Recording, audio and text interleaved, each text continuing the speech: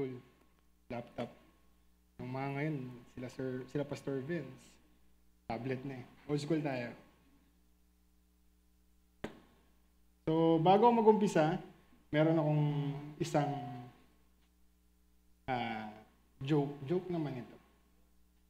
Tawa na kayo para mamaya hindi na kayo tumawa. May isang lalaki na nag-pray. Sabi niya, Lord, please bless me according to my generosity. Bigla siyang tumigil. Kasi na-realize niya na nasa malaking trouble siya pag tinupad ni Lord yun. Kasi hindi naman siya generous. So, diba, nawala yung tawa niyo. Nauna kasi kanina. Ay talaga. So, unang-una, magandang hapon sa inyo lahat at sa kung merong nanonood sa ating live, hello po sa inyo. Mga ating talata ngayon, katulad na binasa ng MC natin kanina sa 2 Corinthians chapter 9, verses 6 to 8. Remember this? Whoever sows sparingly will also reap sparingly. And whoever sows generously will also reap generously. Each of you should give what you have decided in your heart to give, not reluctantly or under compulsion. For God loves a cheerful giver. And God is able to bless you abundantly, so that in all things, at all times, having all that you need, you will be abound in every good work. Imagine natin, pag kumukuha tayo ng buhangin, nasa dagat tayo. Kumuha tayo ng buhangin, at sinara natin yung palad natin. Anong tendency? Yung talagang pinakamahigpit na kaya mo. Kung mapapansin nyo, yung buhangin, naglalabasan sa mga fingers mo dito. Tama? And kung titignan mo, sobrang kaunti lang nung nakuha mong buhangin. Pero kung pag kumuha ka ng buhangin, as in, naka-light lang. Hindi mo siya kinlose. Mapapansin mo, napakarami mo nakuha. Because that's generosity is like. The tighter na hinahawakan na natin napakahigpit ang pera, the more it slips away. But when you open your hands, open lang. Hindi mo sinasara kahit kanino. Naka-open lang siya parate.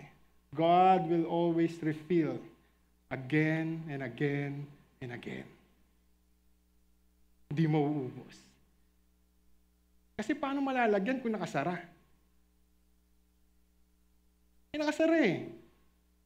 Saan ipapasok? Pero kung bukas palad ka, God will always refill and refill again and again. So sabi sa Matthew 6:21, for where your treasure is, there your heart will be also. So, nasan ba yung puso natin ngayon? Mga oras na ito. And let me remind you, God does not need our money. Hindi kailangan ng Diyos ang pera natin. Napakayaman ng Diyos. Siya ang may-ari ng galaxy. Mga bituin. Kaya hindi niya kailangan ng pera natin. Sa tutuusin, kaya tayo tinuturuan ng Diyos maging generous because we need it. Kailangan natin to. Hindi kailangan ng Diyos. Dahil magbe-benefit siya, no. Tayo ang may kailangan. Kaya tinuturo sa atin ng Diyos to. Because ito lang ang way para ma-free tayo sa slavery of money. Ito lang yung way. Ang pagbibigay. Sabi nga ni Pastor Zephaniah sa kanya, you cannot serve two masters. So ito lang yung way, yung pagbibigay, pagiging generous, para ma-free tayo sa pagiging slave ng pera. Dahil aminin man natin o hindi, we are slave of money. Mas pinapahalagahan natin yung pera kaysa sa Diyos, kaysa sa ibang tao.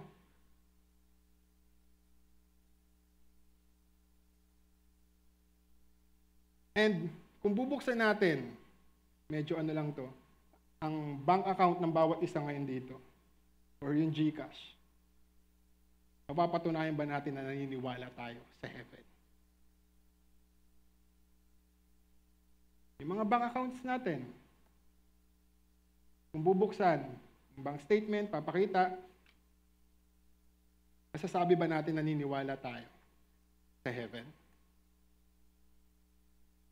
Will they see generosity doon sa bank statement mo? Sacrificial giving? Mission support? Care for the poor? Or care to self? Because as people, we love comfort life.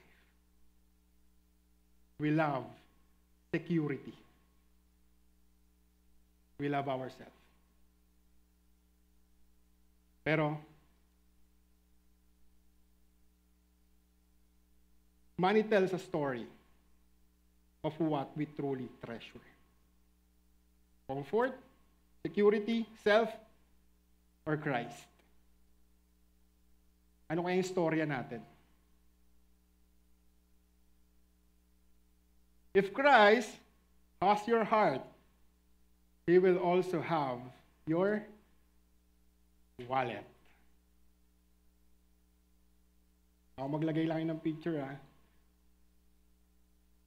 So let's talk about the joy of generosity. I have 3 main points here na ating pag-uusapan ngayong gabing ito. Number 1, generosity flows from the grace of God. Sabi sa 2 Corinthians chapter 8, verse 9, "For you know the grace of our Lord Jesus Christ, that thought He was rich, yet for your sake He became poor, so that you through His poverty might become rich." So Christ gave up heavenly riches to make us rich. Para yumaman tayo. But not in money. Hindi nga lang sa pera. But in salvation, forgiveness, and eternal life. Hindi sa pera.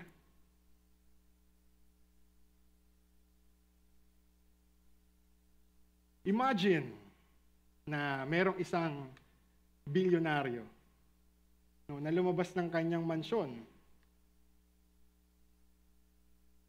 at pinamigay niya yung mga pera niya sa mga natutulog sa ilalim ng tulay, sa mga street children, sa mga orphans, sa mga nangangailangan.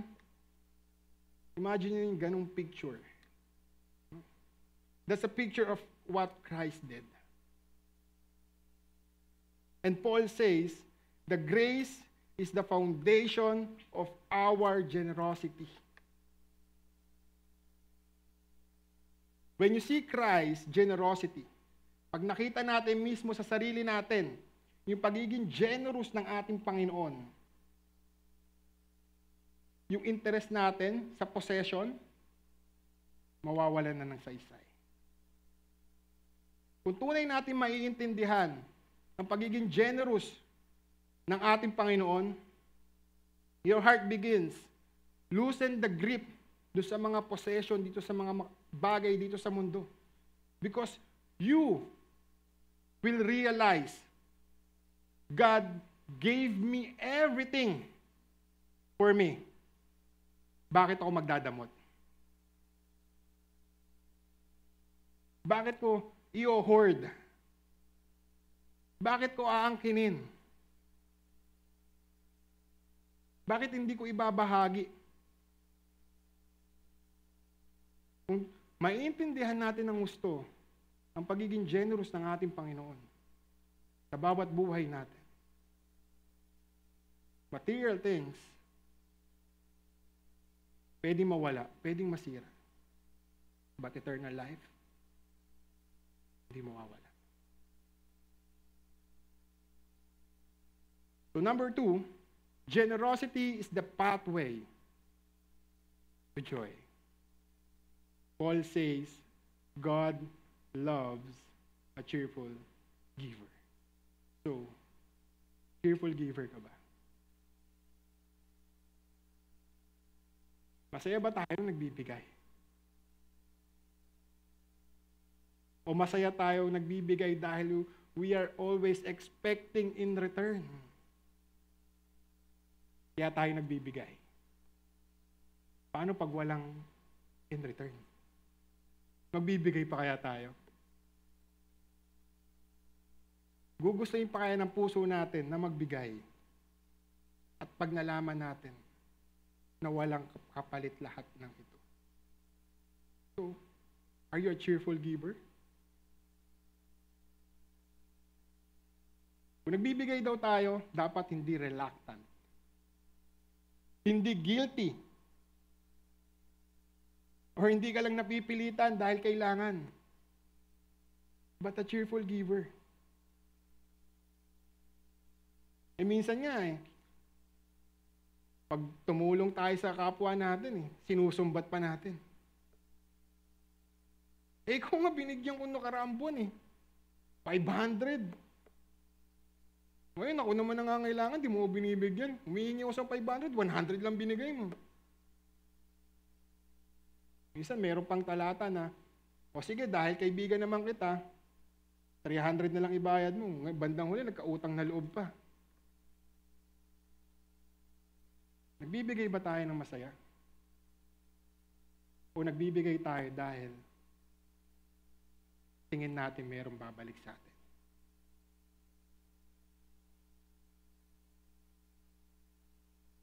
Giving is not a loss. Hindi kawalan. Giving is a joy.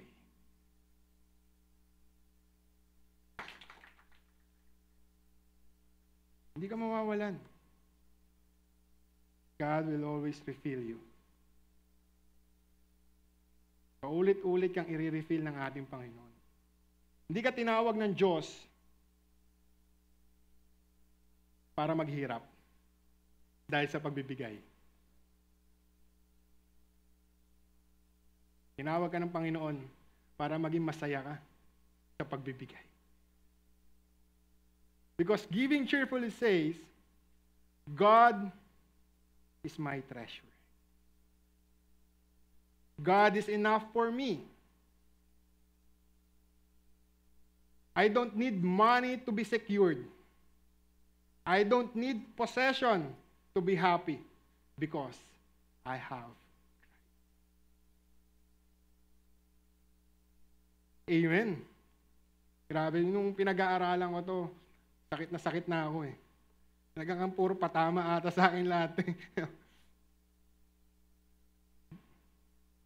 Once again, giving was not a loss. It was a joy. Now, sabi sa Acts 20:35, in everything I did,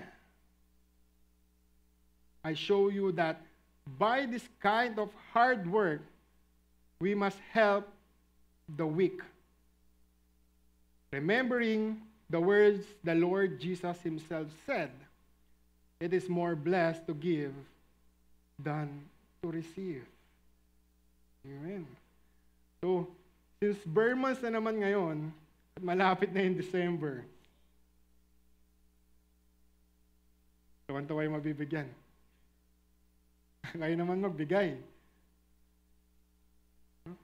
Sino ba talaga yung tunay na masaya? Yung nagbigay o yung tumanggap? siguro most of the people will say, syempre yung nakatanggap. Kasi wala naman silang ginastos, pero may natanggap silang regalo. Pero ang tunay na masaya talaga, which is yung nagbigay. Isipin mo, namimili pa lang ng regalo yan. Masaya na yan. Gugustuhan niya siguro to. Ang ganda nito eh. Habang binabalot, may smile pa sa bibig yan. Dahil ang tunay na masaya, ang pagbibigay. That's what God is telling to us. The happiest life is not the life of hoarding, but of giving.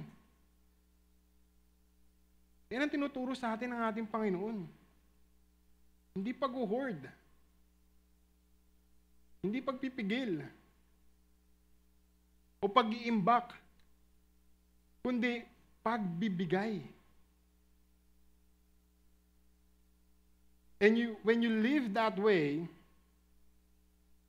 you can look back sa dati mong buhay. No? Kasi wala naman tao sa mundo na to na nasa bingit na ng kamatayan na magsasabi na sana bumili pa pala ako ng maraming Mustang. Sana bumili pa pala ako ng maraming house and lot. Ano naman magsasabi ng ganun? Na nasa bingit na sila ng kamatayan. Meron pang magsasabi, I wish I gave more. I wish I serve more. And I wish I love more. Yung mga gamit dito sa mundo, lahat nang yan, panandalian lang. Example, you are aiming for, let's say, 1 billion pesos. Dahil ine-aim mo yung 1 billion pesos, hindi ka ngayon nagbibigay dahil malapit ka na sa 1 billion pesos. Eh nung na-achieve mo na yung 1 billion pesos, namatay ka. Ano ngayon makikinabang? Ibibigay rin. E di sana dati pa. Nung meron kong pagkakataon na magbigay, dapat dun mo nagbinigay. Kasi we are always nasa isip natin, thinking that pag nagbigay tayo, mawawalan tayo. Mauubusan tayo. Ganyan na yung mindset eh. Na pag every time na nagbibigay tayo, mauubusan tayo.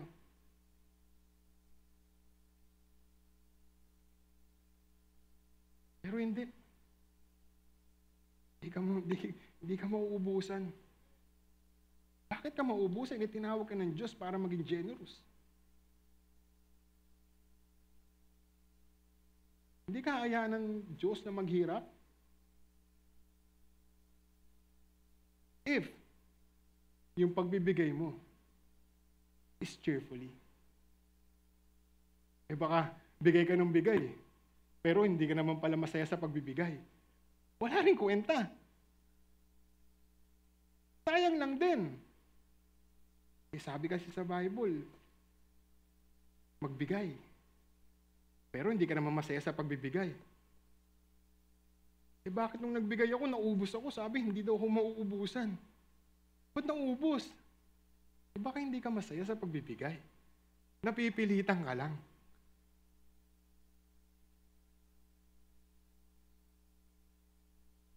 Kaya dapat every time na nagbibigay tayo, hindi tayo napipilitan. Hindi dahil kailangan, hindi dahil we are expecting something in return. Dahil eto ang kailangan natin. Sometimes wealth, ang paghahangad, ang pagiging mayaman ng sobra-sobra, is a trap. Because sobrang paghahangad mo ng sobrang pagiging mayaman, Natututunan na ng puso mo maging madamot. Natututunan na ng puso mong huwag magbigay. Natututunan na ng puso mo manlamang sa kapwa.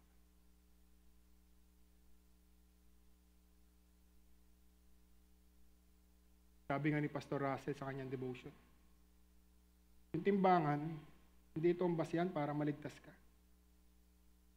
Hindi titimbangin ng Diyos yung nagawa mong mabuti sa masama. Number 3, generosity magnifies the worth of God. Generosity is not just about you. It's about showing the world that God is glorious. Amen. Sabi sa Matthew 5, chapter 16, in the same way, let your light shine before others, that they may see your good deeds and glorify your Father in heaven. Ulitin ko, in the same way, let your light shine before others, that they may see your good deeds and glorify your Father in heaven. Hindi sinabi dito to glorify yourself.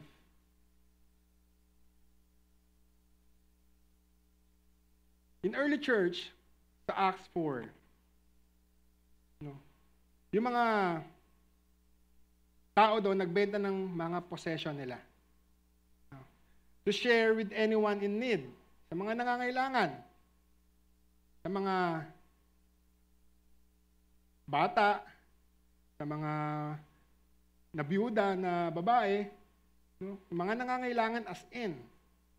Doon nila nilaan yung pinagbentahan ng possessions nila. So, other people, sinabi sa kanila, bakit nyo binenta? Tapos pinamigay nyo rin. Inyo yun eh. Pero, kung simula nung ginawa nila yun at naintindihan nila ng mga tao na meron silang sineserve na different king, simula nun, kumalat na yung ng parang apoy ang Word of God. Meron rin, illustration naman ngayon sa ating modern time, kapag itong Pilipinas, binagyo, nandiyan si Ma'am Mitch. Binagyo tayo, nandiyan si Ma'am Mitch. Mapila lang kayo.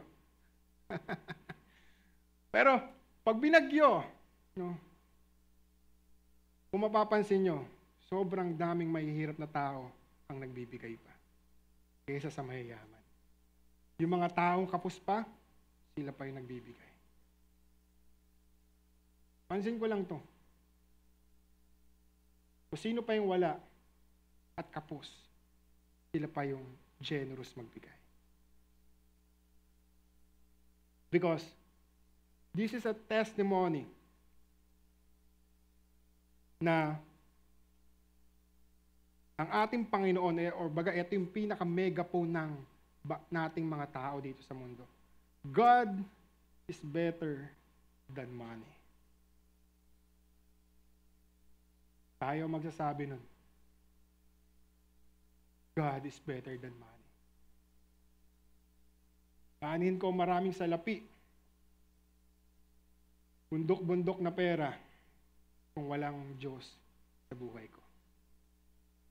Do not invest sa mga bagay dito sa mundo. Mag-invest tayo sa eternal life. Life is so very, very short. Sobrang ikli.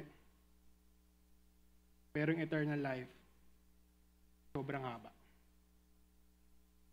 Kung dito tayo mag-i-invest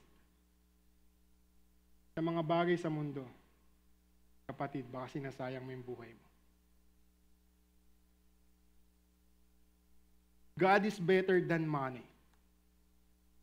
That's why Paul says, and God is able to make all grace abound to you, so that having all sufficiency in all things at all times, you may abound in every good work. Pero itong pangako ng Diyos. God will supply what you need. So you can keep giving. Sabi ko sa inyo kanina, God doesn't call you to be generous para maging empty ka. He calls you so He can keep filling you.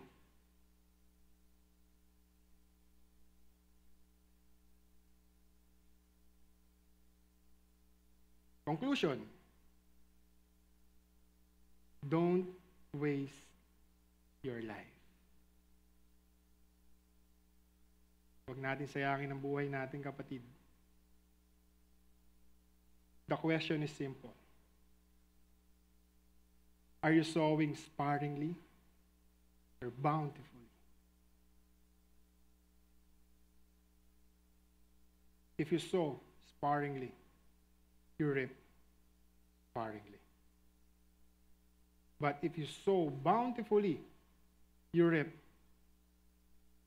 bountifully. Don't waste your life keeping what you cannot keep.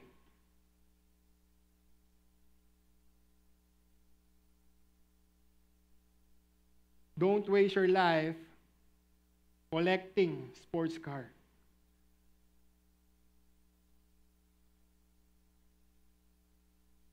Don't spend your days stacking up treasure. Because treasure in earth will rot, rust, and be forgotten.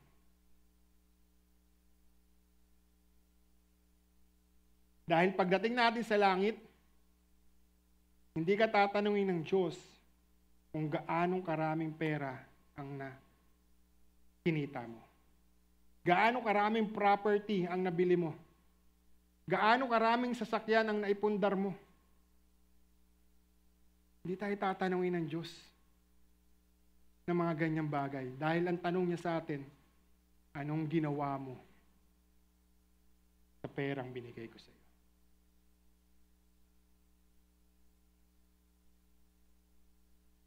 Ginamit ba natin to sa comfort natin?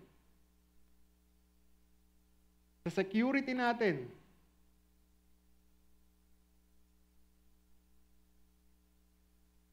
Or sa sarili natin? Or ginamit natin ito to glorify the name of our God? Your money will testify. Did you believe in eternity or waste your life on temporary things in earth?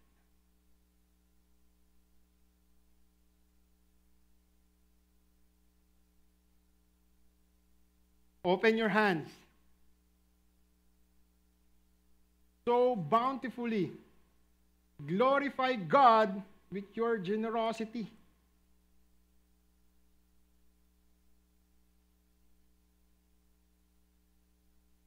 Para pag nakita mo ng face-to-face ang ating Panginoon, masasabi mo mismo sa sarili mo, God was worth it all. Sapat na ang Diyos. Ang tunay kong treasure, wala dito, sa mundo, kundi nasa langit. Dahil kung nahanap mo na yung treasure na yon, congratulations. Pag inopen mo yan, grabe. Bubungad sa iyong eternal life. Pero kung ang treasure mo, nandito sa mundo, hindi mo naman madadala yan.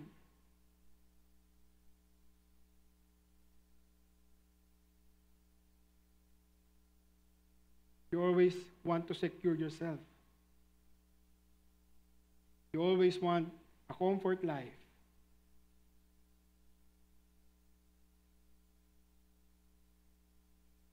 Lagi natin gusto secured tayo.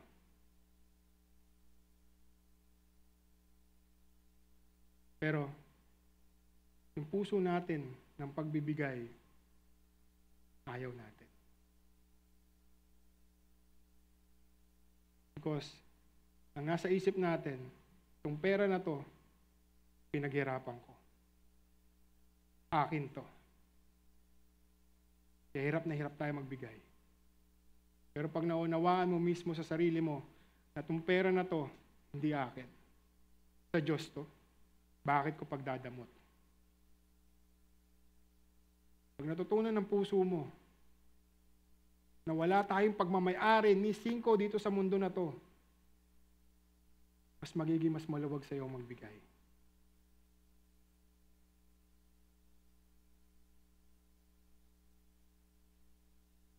Kasi kung iniisip mo na maghihirap ka sa pagbibigay, kakamali ka.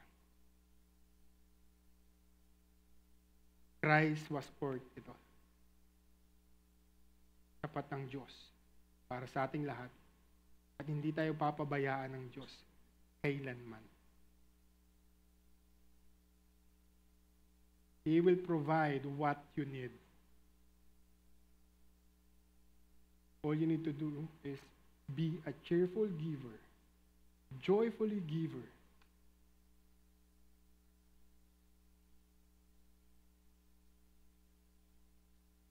Maging masaya ka lang sa pagbibigay. At i-bless tayo ng ating Panginoon. Hindi ka niya paghihirapin. Open your hands so that God can refill you. Huwag mo i-close. Huwag mong lagyan ng limitasyon ang pagtulong mo. Huwag mong gawin dahilan na dahil mahirap ka lang, hindi ka natutulong. Huwag mong gawin dahilan sa sarili mo ang mga negative para hindi tumulong at hindi magbigay.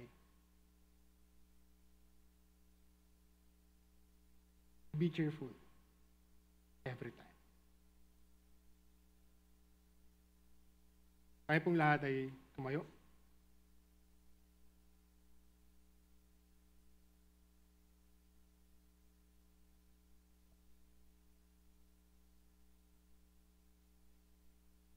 Hallelujah.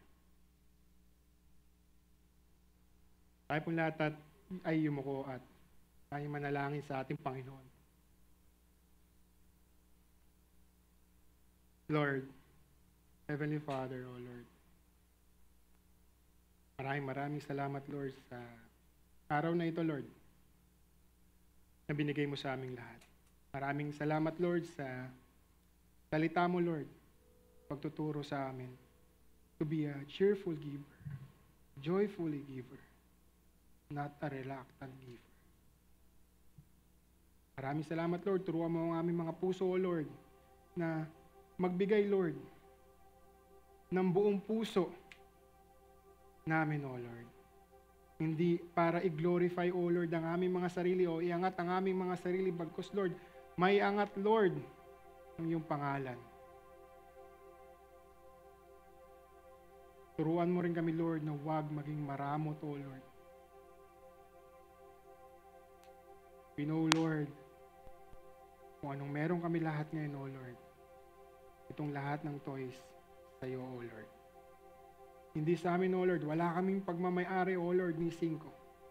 Ikaw, Lord, lahat ng merong pag-aari nito, O Lord. Bless us, O Lord. Clean our hearts. Correct our mindset, O Lord.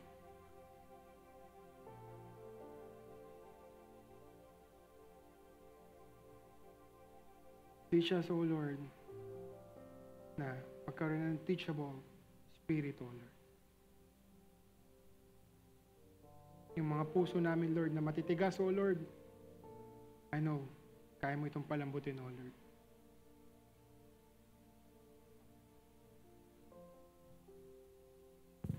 Maraming tao, Lord, ang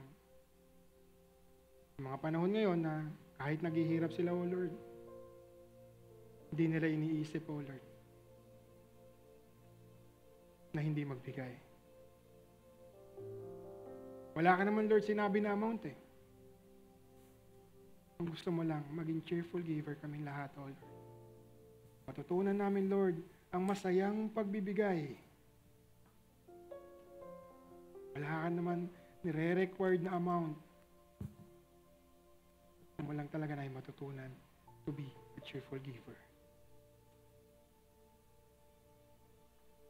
Lord, help us, O Lord.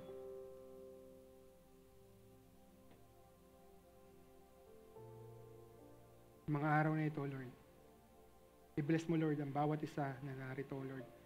Pati na rin, Lord, ang aming mga kapatid.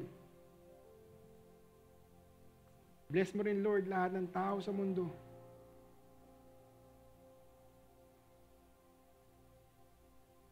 Hawakan mo, Lord. I-touch mo, Lord, ang kanilang mga puso.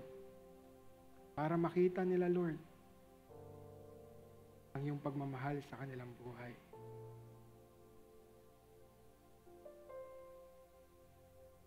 Maraming salamat, O Lord, sa lahat-lahat na tinuturo mo sa amin.